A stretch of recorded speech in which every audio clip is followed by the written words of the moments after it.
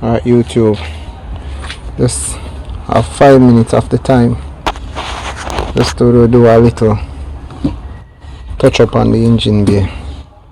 Going to delete this idler assist with this idler assist kit. I'm going to put the link in the description, and based on what I'm seeing, I'm going to have to take off this and this sensor or this valve, whatever the case. So based on what I'm seeing, I cannot use a socket right here. I'm going to have to use a spanner, or in my case I'm going to use an adjuster. So your tools needed: 19mm socket, that's for this, and the Allen key is for this little one here, thread tape, yours truly adjustable. First I'm going to remove this, then remove that, replace it with this, replace this with that. 5 minutes.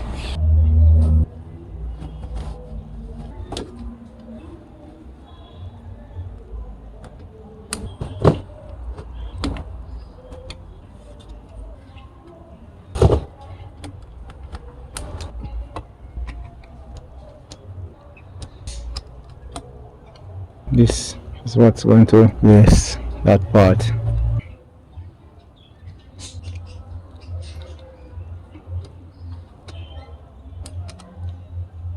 Alright, that's on. Deal with that part. Now to remove this part, I'm going to have to remove the injector fuel.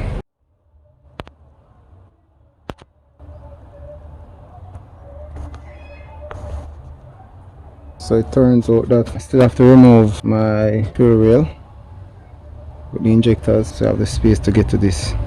But if I break this part off, I can use a tall socket to remove it. But I don't want to destroy it, so I choose the long route. So now with all the space available, let's remove this and this.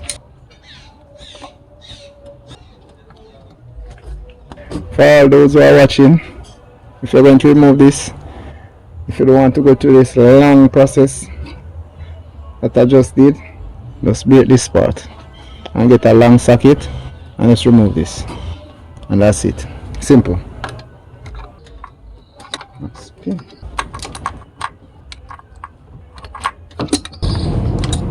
I the assist out, so it didn't break, it rotates.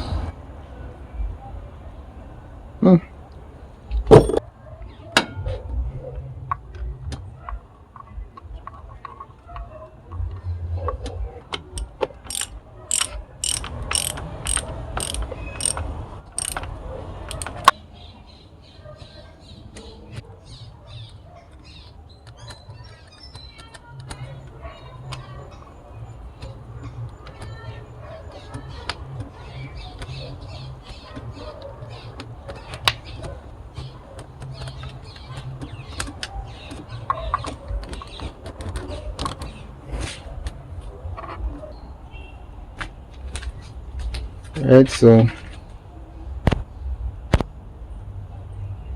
now that way we got that part in, just going to put this little guy now in that little section.